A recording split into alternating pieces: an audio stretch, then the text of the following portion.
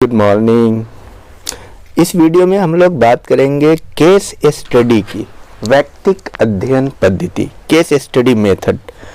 आखिर वैयक्तिक अध्ययन पद्धति क्या है? वैयक्तिक अध्ययन को आमतौर पे व्यक्ति के अध्ययन से समझा जाता है, लेकिन ऐसा नहीं है। वैयक्तिक अध्ययन का मतलब है कि किसी इकाई को, किसी संस्था को, परिवार हो, विवाह है, नातेदारी है, या कोई व्यक्ति है, कोई समूह है, उसका विस्तृत और गहन अध्ययन, उसी पे फोकस्ड रह के अध्ययन किया जाता है।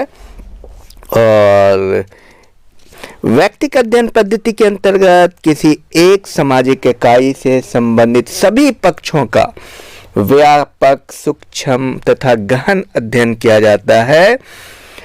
अध्ययन की जाने वाली जो इकाई होती है वो कोई व्यक्ति भी हो सकता है, समूह भी हो सकता है, संस्था भी हो सकता है, समुदाय भी हो सकता है, जाति, राष्ट्र और इतिहास का कोई युग भी हो सकता है।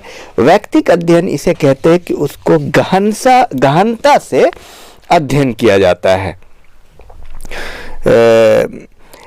वाटसन ने कहा, जब हम किसी इकाई के विशेष पहलू और उसके संपूर्ण क्षेत्र तथा सामाजिक अंतर संबंधों को सांस्कृतिक पृष्ठभूमि में रखकर उससे संबंधित तथ्यों का संकलन करते हैं तो उसे वैयक्तिक अध्ययन कहते हैं। इस विधि के द्वारा मानव व्यवहार का सूक्ष्म, गहन, विशिष्ट एवं विस्तृत विवरण प्राप्त किया जाता है। इसी कारण बर्गेस ने इस विधि को सामाजिक सूक्ष्म दर्शक यंत्र, सोशल माइक्रोस्कोप कहा। तो ये एक्चुअली किसी भी एक टॉपिक को लेकर के, किसी भी विषय वस्तु को लेकर गहन अध्ययन करने का एक तरीका है वैयक्तिक अध्ययन पद्धति। अब मैं आपको ये बता दूं, सामाजिक घटनाओं और सामाजिक समस्याओं को अध्ययन करने में या अनुसंधान में दो प्रकार के तथ्यों को एकत्रित किया जाता है। एक है गुणात्मक सामग्री, क्वालिटेटिव, जिसमें क्वालिटेटिव आंकड़े होते हैं और सूचनाएं होते हैं, यानी गुण होता है। और दूसरा है परिमाणात्मक, यानी परिमाणात्मक क्वांटिटेटिव सामग्री या आंकड़े और सूचनाएं। अब आप ये, जैसे क्वालिटेटिव का मतलब हुआ, गुणात्मक का मतलब हुआ आपके संबंध कैसे है, इसको आप मेजर नहीं कर सकते। जैसे बाप बेटे के साथ क्या संबंध है, पति पत्नी के साथ क्या संबंध है, ये है गुणात्मक। और क्वांटिटेटिव का मतलब हुआ परिमाणात्मक, परिवार में कितने सदस्य हैं ये आप नाप सकते हैं, ये आप गिन सकते हैं। जैसे भारत में संयुक्त परिवार में किसी भी गांव में कितने सदस्य होते हैं, 5 हैं, 7 हैं, ये आप गिन सकते हैं। तो गुणात्मक सूचनाओं का संकलन वैयक्तिक अध्ययन प्रवृत्ति द्वारा किया जाता है। इसमें एक्चुअली गुणात्मक का ही किया जाता है, जबकि परिमाणात्मक सूचनाओं का संकलन सांख्यिकीय और आंकड़ों संबंधी अध्ययन प्रवृत्ति द्वारा किया जाता है। वैयक्तिक अध्ययन सामाजिक अनुसंधान को तीव्र एवं सूक्ष्म अंतर्दृष्टि प्रदान करके इकाई का गहन, विस्तृत अध्ययन करने में सहायता प्रदान करता है। इसके द्वारा समस्याओं का मनोसामाजिक अध्ययन करके उनके निदान एवं समाधान के उपायों का भी पता लगाया जा सकता है। इसलिए ये प्रविधि समाजशास्त्र में अतिरिक्त अन्य विज्ञानों में भी प्रयोग की जाती है। समाजशास्त्र में वैयक्तिक अध्ययन पद्धति यानी केस स्टडी मेथड का प्रयोग सर्वप्रथम हर्बर्ट स्पेंसर ने किया था, लेकिन व्यवस्थित तथा वैज्ञानिक रूप से इसका प्रयोग करने का श्रेय चार्ल्स लिपले को जाता है। चार्ल्स लिपले ने फ्रांस में परिवारों के आय व्यय के बजट के अध्ययन के लिए इस तकनीक का सहारा लिया। आज समाज वैज्ञानिक इस तकनीक का प्रयोग समाज के प्रतिभाशाली व्यक्तियों, नेताओं, कलाकारों, लेखकों, कवियों, उपन्यासकारों तथा समाज सुधारकों के संपूर्ण जीवन वृत्तांत का अध्ययन करने के लिए करते हैं। तो कुल मिलाकर के ये है। और इसी के साथ अस्पताल, गिरजाघर, औद्योगिक संगठन, सरकारी विभाग, कोई भी एक इकाई को लेकर के इसमें विस्तृत अध्ययन किया जाता है। तो कुछ विद्वानों की राय देखते हैं जो बहुत मशहूर हैं। तो इसमें मैं आपको बताऊं, बीजेंस एंड बीजेंस के अनुसार वैयक्तिक अध्ययन पद्धति गुणात्मक विश्लेषण का एक रूप है जिसमें एक व्यक्ति, एक परिस्थिति या संस्था का सावधानी पूर्वक तथा पूर्ण विश्लेषण किया जाता है। अब आप समझिए, बीजेंस एंड बीजेंस के अनुसार क्या है? The case study is a form of qualitative analysis evolving the very careful and complete observation of a person, a situation or an institution। मतलब इसमें अध्ययन किया जाता है एक व्यक्ति का या कोई संस्था का या किसी परिस्थिति का, और ये एक गुणात्मक अध्ययन पद्धति है। तो और पीवी योंग के अनुसार वैयक्तिक अध्ययन पद्धति किसी एक सामाजिक इकाई, चाहे वो व्यक्ति हो या परिवार हो या संस्था या सांस्कृतिक समूह अथवा समुदाय के जीवन के अन्वेषण एवं विवेचन करने की पद्धति को कहते हैं। Case study is a method of exploring and analysing the life of a social unit, that unit a person, a family, an institution, a cultural group or even entire community। PV Yong ने अपनी पुस्तक scientific social survey and research में ये बात कही है। तो कुल मिलाकर के ये है कि ये एक विस्तृत अध्ययन का, संपूर्ण अध्ययन का, संपूर्ण अंतःक्रिया का, जैसे किसी भी संस्था के बारे में जानना है तो इस विधि का प्रयोग किया जाता है ताकि उसका संपूर्ण और गहन अध्ययन हो सके। व्यक्तिगत अध्ययन की विशेषता देखिए, व्यक्तिगत अध्ययन की विशेषता में मैं आपको पॉइंट वाइज लिखाता हूँ। संपूर्ण अध्ययन, पहला पॉइंट, होलिस्टिक स्टडी, इसमें संपूर्ण संस्था का, संपूर्ण इकाई का पूर्णता अध्ययन होता है। दूसरा, गहन अध्ययन, इंटेंसिव स्टडी, ये एक गहन अध्ययन है। और तीसरा पॉइंट, अध्ययन की एक विशिष्ट इकाई, स्पेसिफिक यूनिट ऑफ स्टडी, एक स्पेशल स्टडी किया जाता है। और चौथा पॉइंट है कारकों का अध्ययन, स्टडी ऑफ कैजुअल फैक्टर्स। व्यक्तिगत अध्ययन पद्धति में किसी इकाई या समस्या को प्रभावित करने वाले कारकों एवं परिस्थितियों का पता लगाया जाता है। जैसे किसी ऐतिहासिक घटना के घटित होने के पीछे कौन कौन से उत्तरदायी रहे हैं, या सपोज मैं अक्सर आपको बताता हूँ, जैसे मान लिया कि तलाक के क्या क्या कारण हैं और उस घटना को आप जानने की कोशिश कर रहे हैं। और नेक्स्ट, पांचवा पॉइंट है गुणात्मक अध्ययन, क्वालिटेटिव स्टडी। ये एक गुणात्मक अध्ययन है, न कि परिमाणात्मक। संख्या से कोई लेना देना नहीं है। दूसरे शब्दों में आप कह सकते हैं कि इकाई के बारे में आंकड़ों और संख्या पर कोई ध्यान नहीं दिया जाता है, निष्कर्ष भी संख्याओं में प्रकट नहीं किए जाते हैं। इसमें व्यक्ति के जीवन की घटना, प्रेरक तत्वों, आशाओं, आकांक्षाओं आदि का अध्ययन किया जाता है। और संपूर्ण पद्धतियों का प्रयोग, यूज ऑफ ऑल मेथड, इस अध्ययन पद्धति में संपूर्ण अध्ययन पद्धतियों का सहारा लिया जाता है जिससे कि अध्ययन में गहनता आती है। अनुसंधानकर्ता की कुशलता में काफी वृद्धि होती है। गूढ़े में हैट लिखते हैं, विभिन्न प्रकार के ऐतिहासिक तथ्यों को प्राप्त करने में वैयक्तिक अध्ययन पद्धति के अंतर्गत अध्ययनकर्ता संगठन के द्वारा प्रयोग में ली जाने वाली सभी तकनीकों एवं साधनों जैसे साक्षात्कार, प्रश्नावली, आत्म इतिहास, प्रलेख, जितनी भी मेथडोलॉजी है सबका उपयोग इसके अंतर्गत किया जाता है। और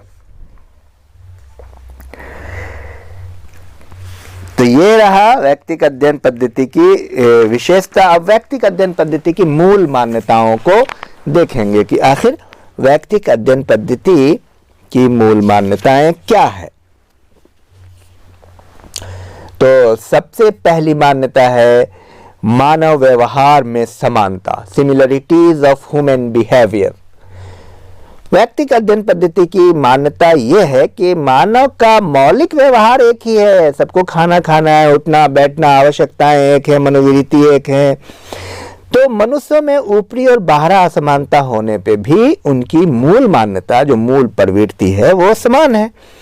समान स्थितियों में सभी मनुष्य का व्यवहार एक जैसा होता है और इस तरह से इसी आधार पर व्यक्तिगत अध्ययन पद्धति द्वारा निष्कर्ष निकाले जाते हैं कि मान लिया कोई व्यक्ति किसी व्यक्ति के दौरान तलाक होता है, तो तलाक के क्या कारण हो सकते हैं, क्यों एक दूसरे से कोई व्यक्ति तलाक ले सकता है?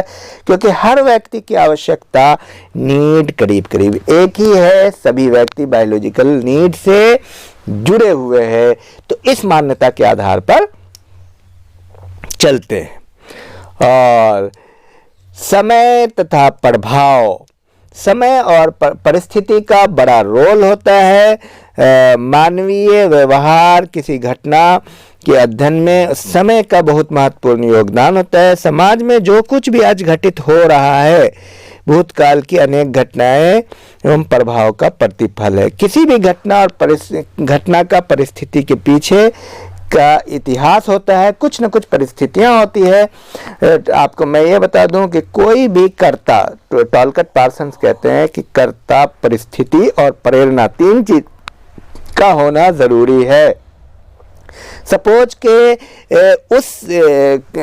अगर आप मान लिया अकबर को स्टडी करना चाहते हैं, या अगर मान लिया कोई राणा सांगा को स्टडी करना चाह रहे, उस समय वो घोड़ा पालते थे, उस समय लड़ाई करते थे, तो उस समय की परिस्थितियां वो थी। आज कोई विद्यार्थी आईएएस की तैयारी कर रहा है, तो आज की परिस्थिति आईएएस की तैयारी के लिए है। तो परिस्थितियों का बड़ा रोल रहा है। और सामाजिक घटनाओं की जटिलता, तीसरा point, complexity of social phenomena. समाज, आप जानते हैं, सामाजिक संबंध जटिल होते हैं, मानव में परिवर्तनशील होता है, मानव हमेशा एक जैसा व्यवहार नहीं करता, तो मानव के जो संबंध होते हैं वो काफ़ी जटिल होते हैं। जब आप किसी मित्र से मिलेंगे शुरू में तो आपको बहुत अच्छा लगता है, लेकिन धीरे धीरे आप लोगों के संबंधों में परिवर्तन आता है और वही मित्र आपको एक दिन ऐसा लगता है कि वो अच्छा नहीं है और आप कहते हैं वो अच्छा नहीं है। क्यों? क्योंकि आपके संबंधों में परिवर्तन होता जाता है। आप उसी तरह अगर आप ये देखिए, कैल्शियम कार्बोनेट है लेबोरेटरी में, तो वो हमेशा कैल्शियम कार्बोनेट होता है, हमेशा उसका पानी के साथ रिएक्शन एक जैसा होगा। या मान लिया कोई आयरन है, लोहा है, और लोहे पे आप पानी डालिएगा तो हमेशा जंग लगेगा, वो चाहे किसी के घर का लोहा हो। लेकिन दो व्यक्तियों के बीच संबंध हमेशा एक जैसा नहीं होता, ये परिवर्तनशील होता है। पति पत्नी के बीच संबंध हमेशा एक जैसा नहीं होता। तो इस तरह से आप ये देखिए कि बहुत जटिल प्रक्रिया है सामाजिक घटनाओं का अध्ययन। और उसके बाद नेक्स्ट पॉइंट है संपूर्ण अध्ययन, होल स्टडी। इस विधि में किसी इकाई या घटना का एक पक्ष का अध्ययन नहीं होता, बल्कि संपूर्ण पक्ष का अध्ययन किया जाता है।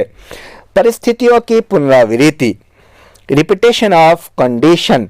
मानव व्यवहार परिस्थितियों से प्रभावित होता है। एक ही परिस्थिति बार बार घटित होती है और एक इकाई के संपूर्ण अध्ययन द्वारा ये पता लगाया जाता है कि मनुष्य एक ही परिस्थिति में किस किस प्रकार का व्यवहार करता है।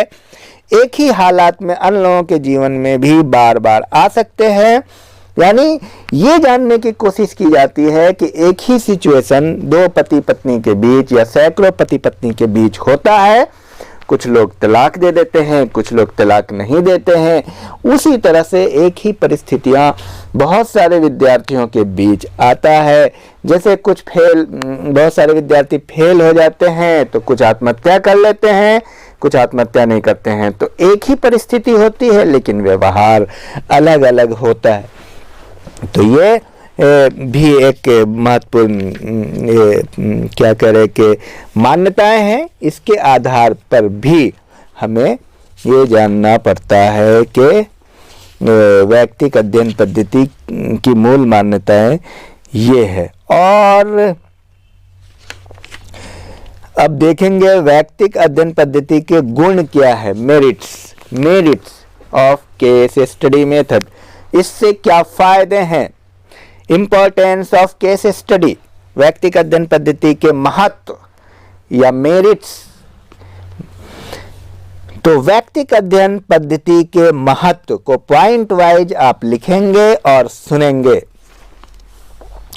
तो सबसे पहला है संपूर्ण अध्ययन, होलिस्टिक स्टडी।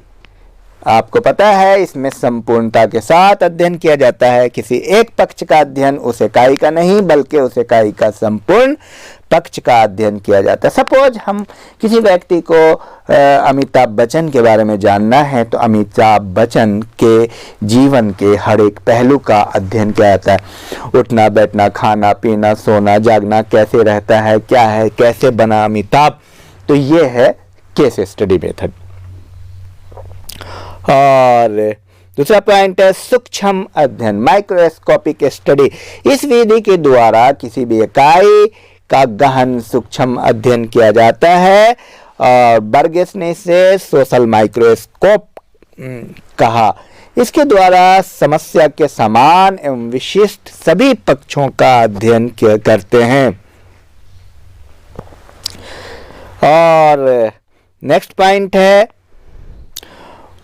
व्यक्तिक मनोवृत्ति की जानकारी, नॉलेज अबाउट पर्सनल एटीट्यूड।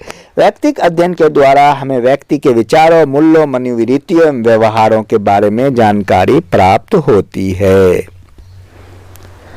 घटनाओं की निरंतर तस्वीर, कंटिन्यूअस पिक्चर ऑफ इवेंट्स। व्यक्तिक अध्ययन में किसी व्यक्ति अथवा घटना की कालक्रम के अनुसार निरंतरता बताई जाती है कि बचपन में क्या था, या छोटी उम्र में क्या था, या शुरुआत में क्या था, फिर बीच में क्या था, फिर जवानी में क्या था, अगर एक व्यक्ति की हम बात कर ले तो। और जीवन के प्रभावित कारकों का अध्ययन, study of dominant factors of life. आखिर जिंदगी में जीवन में क्या क्या घटना घटी जिसके कारण वो व्यक्ति परिवर्तनशील हो गया, उस व्यक्ति को परिवर्तन कर दिया। विभिन्न विधियों का प्रयोग, यूज ऑफ वेरियस टेक्निक्स। गुडे हैट लिखते हैं विभिन्न प्रकार की सूचनाएं प्राप्त करने में व्यक्तिक अध्ययन पद्धति के अंतर्गत अनुसंधानकर्ता संगठन के द्वारा प्रयोग की जाने वाली विधियां जैसे साक्षात्कार, प्रश्नावली, आत्मकथा, सारी विधियों का जो भी विधि अवेलेबल है सबका उपयोग करते हैं। नेक्स्ट पॉइंट है मनोवैज्ञानिक अध्ययनों में सहायक, helpful in psychological studies. Psychology भी जानना जरूरी है। व्यक्तिक अध्ययन पद्धति के द्वारा मनोवैज्ञानिक अध्ययन करना उपयोग सिद्ध हुआ। निदानात्मक मनोविज्ञान, औद्योगिक मनोविज्ञान, मनोविकृति विज्ञान, ये सारी चीजें हैं, चिकित्सा विज्ञान, ये सब समझने में आसानी हुई। व्यक्तियों का अध्ययन, स्टडी ऑफ पर्सनालिटी। व्यक्तिक अध्ययन पद्धति के द्वारा व्यक्ति के जीवन संबंधी भूतकालीन और वर्तमान स्थितियों की जानकारी मिलती है कि कोई भी व्यक्ति इतना इंटेलेक्चुअल कैसे हुआ, क्या कारण रहे, कैसे पढ़ा, कोई आईएएस कैसे क्वालिफाई किया, कोई कैसे प्रधानमंत्री बना, ये सारी चीजें हैं।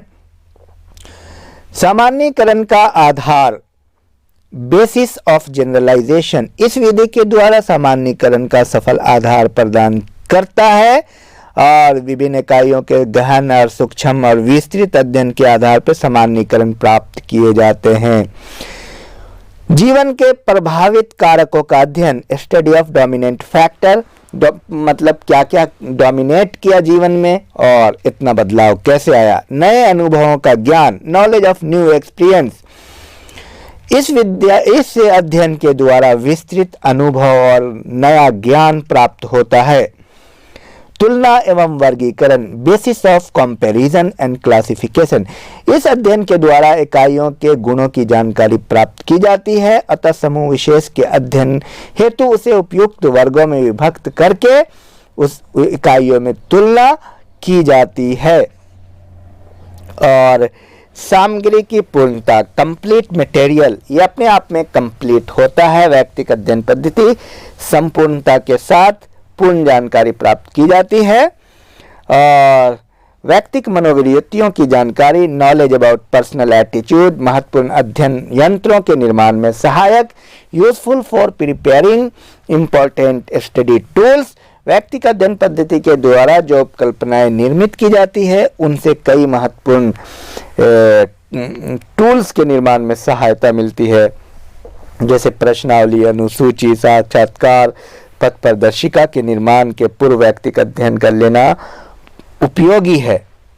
अनुसंधान से के प्रारंभिक स्तर में उपयोग, use in early exploratory stage. तो ये सारे महत्वपूर्ण गुण हैं जो व्यक्तिगत अध्ययन पद्धति में है।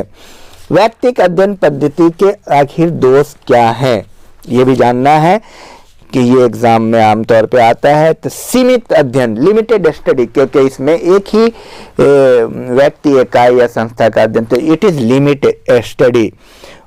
सीमित अध्ययन है, अवैज्ञानिक विधि है, अनसाइंटिफिक मेथड। इस विधि में कुछ इकाइयों के अध्ययन के आधार पर ही निष्कर्ष निकाले जाते हैं जो कि अवैज्ञानिक हैं। दोषपूर्ण सामान्यीकरण, रॉन्ग जनरलाइजेशन। इस विधि के द्वारा चूंकि एक ही इकाई का अध्ययन किया जाता है और उसका सामान्यीकरण सब पे लागू किया जाता है, यानी निष्कर्ष वो कि अवैज्ञानिक है, तो इसका निष्कर्ष जो है अपूर्ण होता है। और निदर्शन का अभाव, लैक ऑफ सैंपलिंग। चूंकि इस विधि में निदर्शन का अभाव होता है, किसी को चुनते नहीं है, उससे क्या होता है कि वैज्ञानिकता में कमी आती है। अत्यधिक खर्चीली एवं समय लेने वाली विधि, most expensive and time consuming method. इसमें बहुत ज़्यादा खर्च आता है धन का और बहुत ज़्यादा समय भी लगता है। इस कारण से ये विधि मतलब बहुत ज़्यादा परेशान करने वाली है। दोषपूर्ण रिकॉर्ड, डिफेक्टिव रिकॉर्ड। व्यक्तिगत विषयों में प्राप्त जो सामग्री है विश्वसनीय नहीं कहा जा सकता, क्योंकि कई बार रिकॉर्ड अपूर्ण और त्रुटिपूर्ण होते हैं। यदि असावधानी पूर्वक लिखे गए हैं तब वे यथार्थ स्थिति के विपरीत जानकारी देते हैं। जैसे पुलिस के रिकॉर्ड में एक व्यक्ति को अपराधी दर्ज किया गया, किंतु वास्तविक जीवन में वो एक सच्चा व्यक्ति है सपोज, तो दोषपूर्ण रिकॉर्ड हो जाता है। उसके बाद अध्ययनकर्ता का अधिक आत्मविश्वास, ओवर कॉन्फिडेंट ऑफ रिसर्चर्स।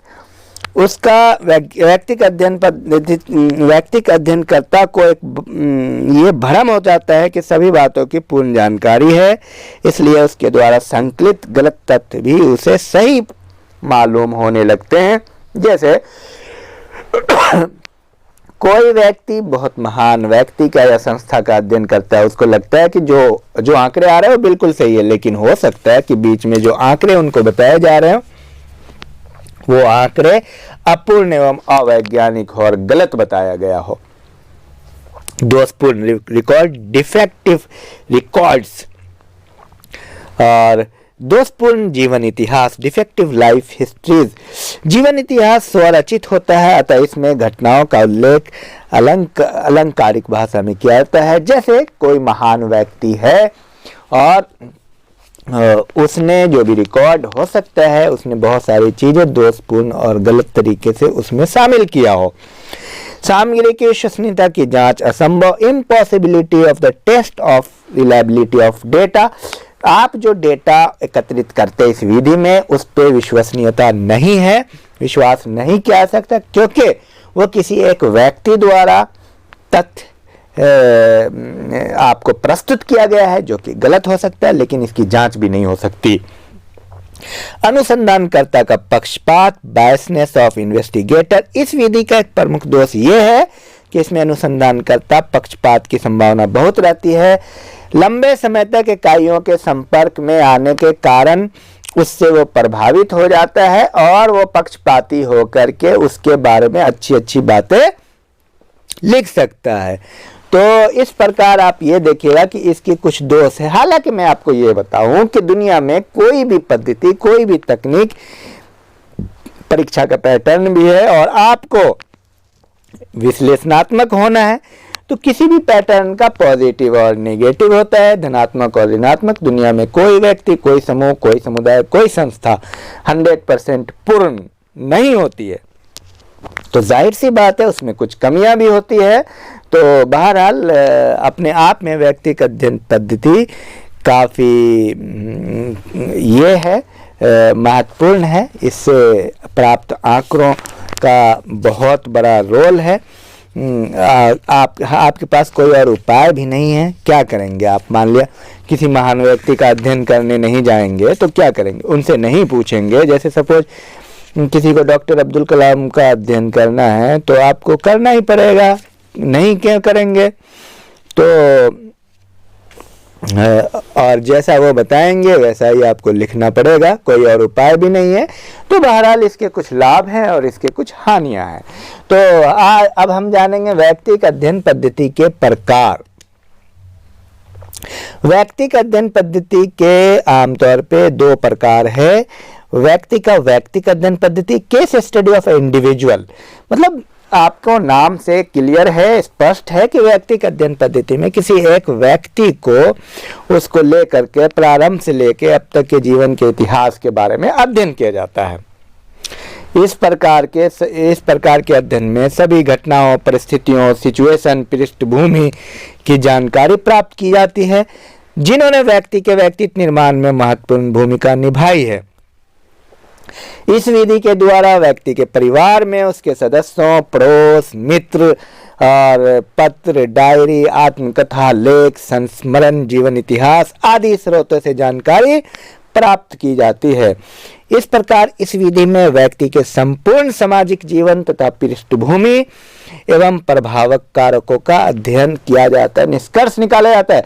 उदाहरण के तौर पे मान लिया डॉक्टर अब्दुल कलाम का आपको अध्ययन करना है या महात्मा गांधी का अध्ययन करना है, तो महात्मा गांधी किसके साथ रहे, कौन उसके शिक्षक थे, डॉक्टर अब्दुल कलाम के कौन शिक्षक थे, कैसे वो बचपन गुजारे, कहाँ उन्होंने पेपर बेचा, कैसे कैसे वो जीवन, उनकी डायरी क्या है, मित्र मंडली, उनके मित्र कौन थे, पड़ोस कौन थे, परिवार में कौन कौन सदस्य थे, संस्मरण वगैरह।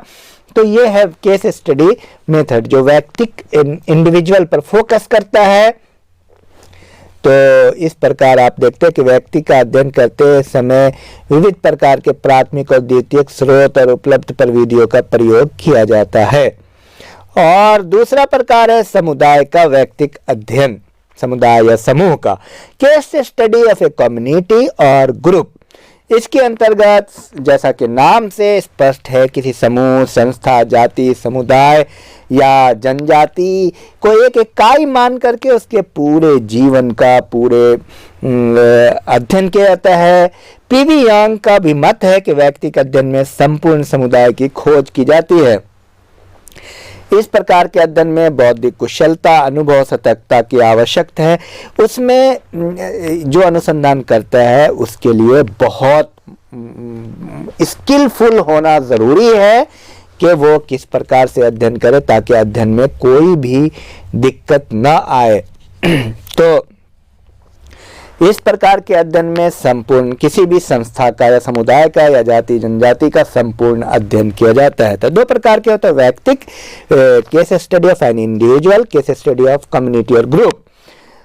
अब प्रोसीजर ऑफ केस स्टडी क्या है, मतलब कैसे कैसे वो चलता है ये भी आप जान लीजिए। तो सबसे पहले समस्या का अध्ययन, स्टेटमेंट ऑफ प्रॉब्लम। समस्या सर्वप्रथम अनुसंधानकर्ता को यह तय करना होता है कि किस मामले का अध्ययन करना है। समस्या का मतलब किसे चुनना है। उसके बाद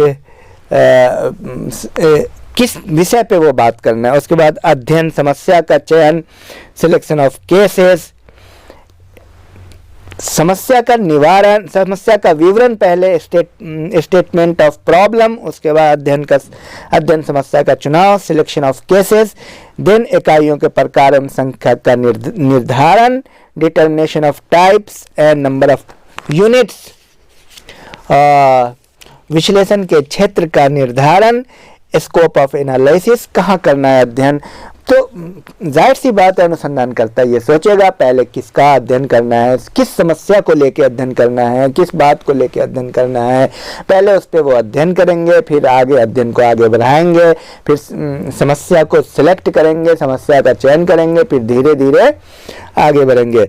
और दूसरे पॉइंट में घटनाओं का कालक्रम, कैसे कैसे कौन कौन सी घटना घटी। जैसे कोई भी अब संस्था को आप लेंगे ना, या आप जैसे मान लीजिए कि ऐतिहासिक घटना को लीजिए कि भारत छोड़ो आंदोलन हुआ, तो भारत छोड़ो आंदोलन हुआ तो पहले समस्या क्या थी उसको स्टडी कीजिए, और भारत छोड़ो आंदोलन आपका टॉपिक लीजिए, टॉपिक लेने के बाद फिर आप भारत छोड़ो आंदोलन कैसे कैसे शुरू हुआ प्रारंभिक से आप ऐसे चलिएगा। तो घटनाओं का कालक्रम क्या है, फिर निर्धारक कारक, डिटरमिनेंट फैक्टर, तीसरा पॉइंट है कि आखिर कौन कौन से कारक थे जो इस घटना को घटित होने में महत्वपूर्ण योगदान दिए। वो कोई व्यक्ति अगर है तो उसके अनुसार, जैसे मान लिया डॉक्टर अब्दुल कलाम को डॉक्टर अब्दुल कलाम बनाने में कौन कौन सी घटना, बीच में कौन कौन से कारक आए। तो किसी घटना घटित होने के लिए जो कारक उत्तरदायी होते हैं, जैसे मान लो कोई व्यक्ति के अपराधी बनने के लिए, या किसी व्यक्ति के राष्ट्रपति बनने के लिए, या किसी व्यक्ति का अमीर बनने के लिए, बहुत सारी चीज़ें हैं, सहायक कारण है, इस तरह से। और चौथे पॉइंट में विश्लेषण एवं निष्कर्ष, एनालिसिस एंड कंक्लूजन। तो इस प्रकार ये अंतिम है, निष्कर्ष के आधार पर सामान्यीकरण निकाले जाते हैं, जनरलाइजेशन निकाले जाते हैं। तो आपको इस बात का ख्याल रखना है कि कैसे कैसे व्यक्तिगत अध्ययन पद्धति में किन किन चीज़ों का, किन किन बातों का ख्याल आपको रखना है, और क्या विश्लेषण हुआ, विश्लेषण करके उसके बाद निष्कर्ष आप निकाल सकते हैं, सामान्यीकरण भी कर सकते हैं। अब एक है व्यक्तिगत अध्ययन पद्धति के यंत्र एवं प्रविधियां, tools and techniques of case study method. अब इसमें व्यक्तिगत अध्ययन पद्धति में किन किन यंत्र का इस्तेमाल आप बीच में करेंगे, टूल्स का, वो भी बहुत महत्वपूर्ण है, उसको भी आप एक नज़र में जान लीजिए। तो व्यक्तिगत अध्ययन पद्धति में जिन जिन प्रविधियों का, टेक्निक्स का उसमें हम इस्तेमाल करेंगे, एक तो उसमें प्राथमिक सूचनाएं संकलन की टेक्निक्स हैं, techniques for the collection of primary data. इसके अंतर्गत हम जिसका इस्तेमाल करते हैं वो है सबसे पहला आप ऑब्जर्वेशन लिखिए, निरीक्षण, दूसरा है साक्षात्कार, इंटरव्यू, और तीसरा है अनुसूची, शेड्यूल। इन सब का प्रयोग हम व्यक्तिगत अध्ययन पद्धति में करते हैं।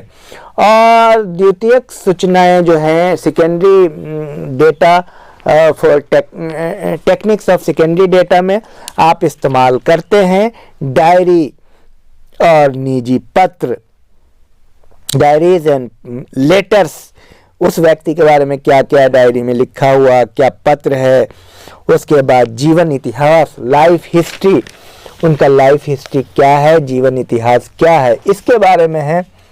इसलिए बर्गस ने इसके सोशल माइक्रोस्कोप माना व्यक्तिगत अध्ययन पद्धति को, क्योंकि वो जीवन के संपूर्ण इतिहास को, संपूर्ण बात को, इसमें आप ये देखेंगे कि अमुक व्यक्ति जिसका आप अध्ययन कर रहे हैं उसकी पारिवारिक पृष्ठभूमि क्या है, उस परिस्थितियां क्या रही, घटनाएं क्यों घटी, जैसे कोई व्यक्ति महान कैसे हुआ या अपराधी कैसे हुआ, क्या क्या कारक रहे, परिस्थितियों के प्रति व्यक्ति की क्या प्रतिक्रिया है, प्रतिक्रिया के आधार पर विश्लेषण करना है।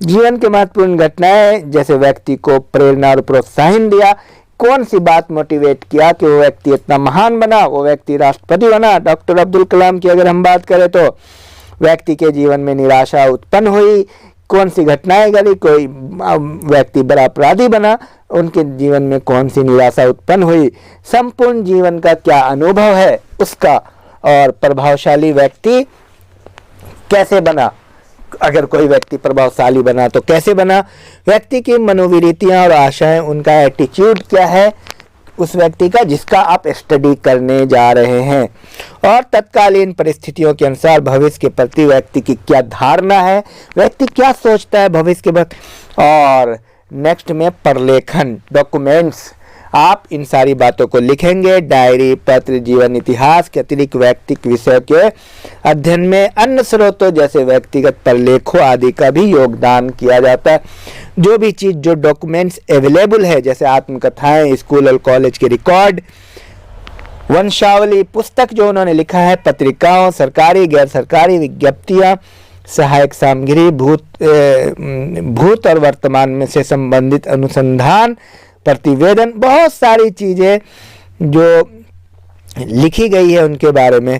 तो हैरियल पोर्ट ने इस बारे में लिखा है कि व्यक्तिक परलेख आत्म प्रदर्शन करने वाले ऐसे तथ्य हैं जो इच्छापूर्वक या अनिच्छापूर्वक लेखक के मानसिक जीवन की संरचना, गत्यात्मकता एवं कार्य करने के बारे में प्रत्यक्ष सूचनाएं देते हैं। तो इस प्रकार व्यक्तिक परलेखों के अतिरिक्त कुछ अन्य स्रोत जैसे व्यक्तिक अध्ययन विषय के बारे में जानकारी प्राप्त की जा सकती है।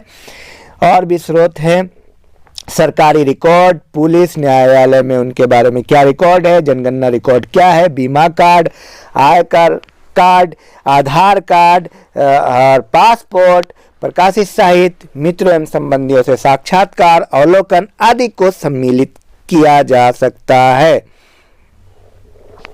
और इसके अतिरिक्त फोटोग्राफ, एल्बम, नक्शे, चार्ट, प्रमाण पत्र, समाचार पत्रों में छपी खबरों आदि के से भी व्यक्ति के बारे में बहुत सारी महत्वपूर्ण सूचनाएं प्राप्त की जा सकती है।